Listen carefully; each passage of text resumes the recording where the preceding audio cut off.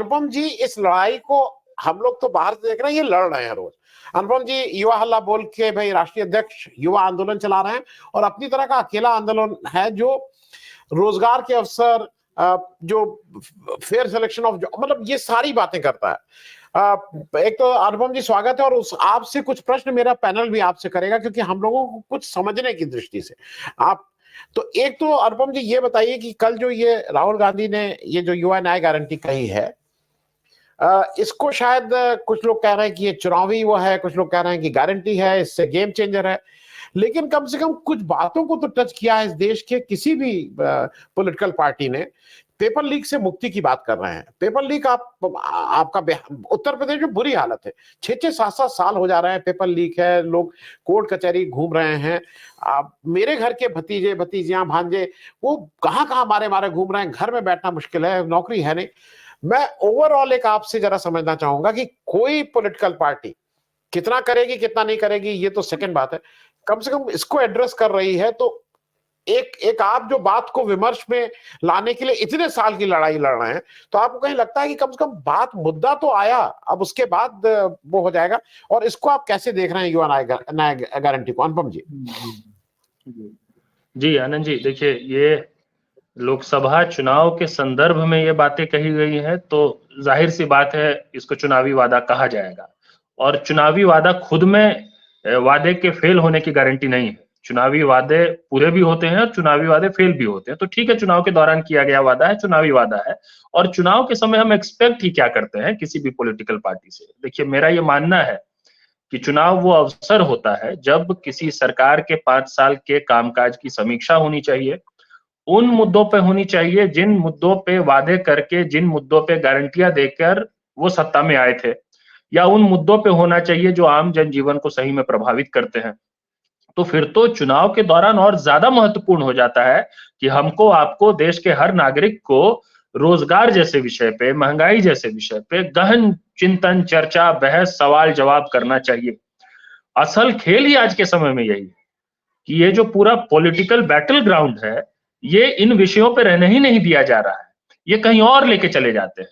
तो देखिए पहली विक्ट्री तो कल की जो, जिसको मैं पंचमुखी न्याय कहता हूं क्योंकि 5 न्याय की बात हो रही है, उसकी पहली विक्ट्री तो ये है कि हम लोग बेरोजगारी पे चर्चा कर रहे हैं। और मैं चाहता हूं और मेरी उम्मीद है कि लोकसभा चुनाव के दौरान, देखिए रोजगार इस समय हमारे देश का सबसे बड़ा मुद्दा है, फुल स्टॉप। इसमें कोई कंफ्यूजन नहीं होना चाहिए किसी को भी। रोजगार कैसे दिया जाए इसको लेकर अलग अलग राय हो सकता है, इसको लेकर अलग अलग अंडरस्टैंडिंग हो सकती है, अलग अलग तरह के मॉडल ऑफ डेवलपमेंट को लोग सब्सक्राइब कर सकते हैं। लेकिन आज के भारत में बेरोजगारी एक विकराल संकट का रूप ले चुका है। बेरोजगारी जीवन मरण का प्रश्न बन चुका है एक बहुत बड़े युवा वर्ग के लिए। दुनिया की सबसे बड़ी युवा आबादी हमारे देश में, हमारे देश की जनसंख्या का 70% 35 वर्ष से कम आयु वर्ग का है। इसको बड़े सुंदर शब्दों में हम लोग कई बार डेमोग्राफिक डिविडेंड जैसी बातें कहते हैं, लेकिन आज जो है वो डेमोग्राफिक डिविडेंड जो है वो डेमोग्राफिक डिजास्टर बनने की कगार पे है। कगार पे क्या है, पिछले कुछ वर्षों से बन रहा है। आत्महत्या की खबरें आ रही है युवाओं की, ये सबसे बड़ा मुद्दा होना चाहिए था। और ये हमारे आपके आंकड़े नहीं है, सरकार की अपनी एजेंसियों का आंकड़ा है, एनसीआरबी का डेटा है जो बताता है कि 3 साल में 35,000 छात्रों ने खुदकुशी की है हमारे देश में। हमारे देश में खुदकुशी इस वक्त दिहाड़ी मजदूर सबसे ज्यादा कर रहे हैं। हर 2 घंटे में 3 बेरोजगार खुदकुशी कर रहे हैं। अब जिस दुनिया के सबसे युवा देश का युवा आत्महत्या कर रहा है, किस बात का अमृतकाल, किस बात के अच्छे दिन और किस बात का 2047 का सपना, वो सब छलावा है, सब धोखा है। अगर देश के युवाओं के लिए रोजगार के अवसर नहीं है तो देश का भविष्य तो अंधकार में है। और जो देश की बात, राष्ट्रवाद की बात, इतने सीना ठोक ठोक के जो लोग बात करते हैं, वो अगर देश के युवाओं के भविष्य को अंधकार में डाल रहे हैं तो फिर किस बात का राष्ट्रवाद और किस बात का देश? इस संदर्भ में मुझे लगता है कि कल जो राहुल गांधी ने जो घोषणाएं की है, जो 5 प्रमुख घोषणाएं हैं। देखिए पहली जो पेपर लीक, जो पदों को भरने वाली बात है, आपको पता है हम तो दिन रात लगातार ये बात कहते आए हैं कि बेरोजगारी के विषय को एड्रेस करने के लिए ये पर्याप्त नहीं है। ये हम सब जानते हैं, पैनल पे बैठे हर लोग जानते हैं, ये तो बहुत छोटा चंक है ओवरऑल एम्प्लॉयमेंट का, लेकिन ये सबसे आसान हिस्सा है। ये सरकार को तो आराम से कर देना चाहिए था। मोदी सरकार को तो दिक्कत ही नहीं होनी चाहिए थी, कोई सर्वदलीय बैठक और कोई कानून बनाने की जरूरत नहीं है। विभागवार विज्ञापन जारी करिए, समयबद्ध आप भर्ती कर दीजिए, लेकिन समयबद्ध भर्ती होती नहीं है। सबसे पहले तो विज्ञापन जारी नहीं होती है, विभागों में बड़े पैमाने पर रिक्तियां, रेलवे में लगभग 3 लाख पदों की रिक्तियां है, सेना में रिक्तियां है, सेंट्रल आर्म्ड फोर्सेज में रिक्तियां है, स्वास्थ्य विभाग में रिक्तियां है, हर जगह रिक्तियां है। राज्य स्तर की अभी मैं बात नहीं कर रहा हूं, क्योंकि हम लोग लोकसभा चुनाव के संदर्भ में बात कर रहे हैं। राज्यों की भी हम लोग बात करते हैं कि शिक्षकों के पदों की क्या हालत है, पुलिस विभाग में क्या हालत है। लेकिन इतने बड़े पैमाने पे पब्लिक सेक्टर यूनिट्स में, सेंट्रल पीएसयूज में बड़े पैमाने पर रिक्तियां है, इनको भरना सबसे आसान काम था, इसमें कोई दिक्कत सरकार को नहीं होना चाहिए था। अगर ये नहीं भरा जा रहा है, इसका मतलब स्पष्ट है कि ये सरकार नौकरी नहीं देना चाहती है। अब देखिए, यहाँ पे 30 लाख पदों को भरने की बात हो रही है।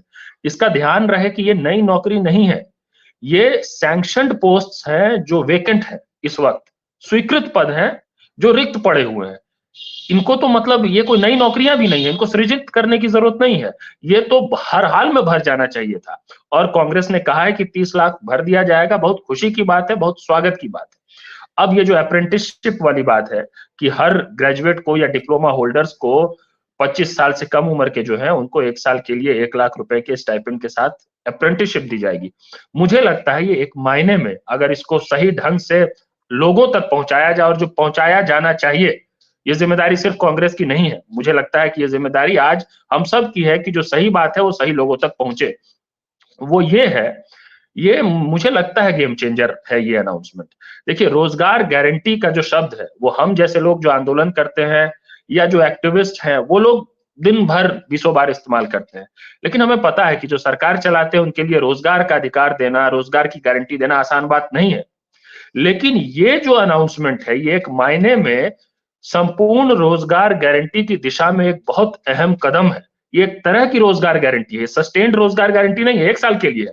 लेकिन आप जब फ्रेश ग्रेजुएट्स को, फ्रेश डिप्लोमा होल्डर्स को उनकी हैंड होल्डिंग करते हैं, वो जब बिल्कुल उनको कोई अंदाजा नहीं होता है कि रिज्यूमे और सीवी कैसे बनाना है, कुछ नहीं पता होता है, उस समय आप उनको अधिकार दे रहे हैं, यहाँ पे अधिकार इंपॉर्टेंट शब्द है, उनको ये राइट दे रहे हैं कि उनको अप्रेंटिसशिप मिलेगी, मतलब उनका स्किल एनहांस होगा, अप्रेंटिसशिप मिलेगी और ये पेड होगा, मतलब ये एक मायने में एक नौकरी की तरह है।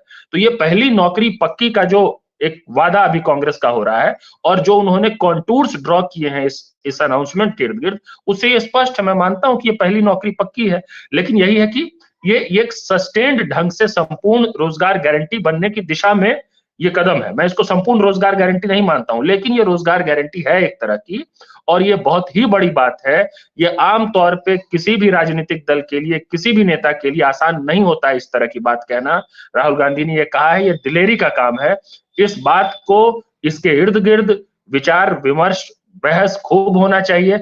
मैं चाहता हूं कि ये सिर्फ आज कल 2-3 दिन की बहस न रह जाए, ये अंतिम दिन तक, जब तक पोलिंग हो तब तक इस बात पे सवाल जवाब हो, लोग उधेड़े इस प्रॉमिस को ना, इस पे क्वेश्चन करे कि कैसे कर पाएंगे, ये गलत है, नहीं हो पाएगा, इसकी फाइनेंशियल फिजिबिलिटी कैसी होगी, इस पर बात हो। लेकिन बात मुझे लगता है इस पर होना चाहिए। पेपर लीक जैसी चीजों को भी छुआ गया है, उस पर बहुत ज्यादा डिटेल में मुझे बात करने की जरूरत है नहीं। और भी कई बातों को कहा गया है कि जिला स्तर पे उद्यमियों को विकसित करने के लिए 5,000 करोड़ देने की बात हुई है, वो भी बहुत अच्छी बात है। देखिए, जो अप्रेंटिसशिप वाली बात है, ये हमारे देश में एक पुराना कानून भी रहा है, 1961 का अप्रेंटिसशिप एक्ट है, लेकिन जो प्रैक्टिकली जमीन पर इररेलेवेंट बना दिया गया है, उसके कई कारण हैं, क्योंकि उसमें इस तरह के प्रावधान थे, और उसमें यह था कि जो रजिस्टर्ड फर्म्स हैं उनके ऊपर यह बाध्यता थी कि वो अपने टोटल वर्कफोर्स का 2.5 से 15% जो है वो अप्रेंटिसेस रखें। अब ये बाध्यता उन फर्म्स पे थी, उन फर्म्स को पहली बात है रजिस्टर्ड होना चाहिए। हमारे देश में 92-93% तो असंगठित क्षेत्र में रोजगार है, इनफॉर्मल इकोनॉमी है। भाई रजिस्टर्ड ही कुछ नहीं है, तो आप रजिस्टर्ड फर्म को अगर हम कहने लग जाए वो करने के लिए, तो कितना एड्रेस होगा रोजगार का विषय हम समझते हैं। इस कारण से लंबे समय से ये एड्रेस नहीं हो पाया। उसमें भी एक कैवियट ये था कि कम से कम 30 कर्मी होने चाहिए किसी फर्म में। अब हमारे देश में ज्यादातर जो फर्म्स है बहुत लघु है, छोटे हैं, उसमें बहुत कम कर्मी होते हैं। 30 का ये तो इन कारणों से क्या था कि उससे बहुत ज्यादा कभी किसी को टेंजिबल बेनिफिट नहीं हो पाया, और कुछ लोग इसको इक्वेट कर रहे हैं पुराने उस कानून से, इसीलिए मैंने इस बात को पहले ही कह दिया। लेकिन ये इक्वेट नहीं किया जाना चाहिए, ये बिल्कुल नई तरह की घोषणा है जो कल हुई है। इसलिए नहीं है, किस मायने में नहीं है मैं बताता हूं, ये मूल चरित्र ही इसका अलग है। उस अप्रेंटिसशिप एक्ट में फर्म्स पे ये बाध्यता थी। यहाँ पे जो नौजवान हैं, जो ग्रेजुएट हो रहे हैं और डिप्लोमा होल्डर्स है, उनको अधिकार दिया जा रहा है। अधिकार is the main word here, right is the main word. ये राइट दिया जा रहा है। और जितने भी आंकड़े हैं, आप देखिए सीएमआई से लेके एनएसएसओ तक का आंकड़ा, बेरोजगारी सबसे ज्यादा ग्रेजुएट्स में है, बेरोजगारी सबसे ज्यादा शिक्षित युवाओं में है, बेरोजगारी सबसे ज्यादा इसी युवा वर्ग में है, 19-20 साल से लेके 25-30 साल तक के जो नौजवान है, उसी में बेरोजगारी सबसे ज्यादा है। तो ये उस सेक्शन को एड्रेस करता है, उस तरह से जो एजुकेटेड जो यूथ है उनको एड्रेस करता है। मुझे लगता है कि ये बहुत ही जबरदस्त अनाउंसमेंट है।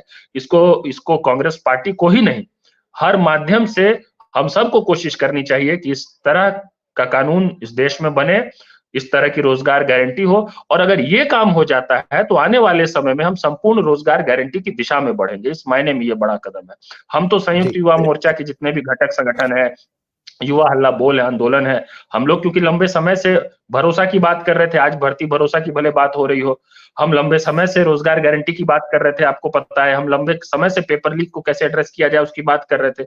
वो सारी बातें हुई हैं। मुझे लगता है कि ये पर्याप्त कारण है कि क्यों 2024 के लोकसभा चुनाव में बिना किसी कंफ्यूजन के कांग्रेस पार्टी का समर्थन किया जाना चाहिए। ये पर्याप्त कारण है। जी।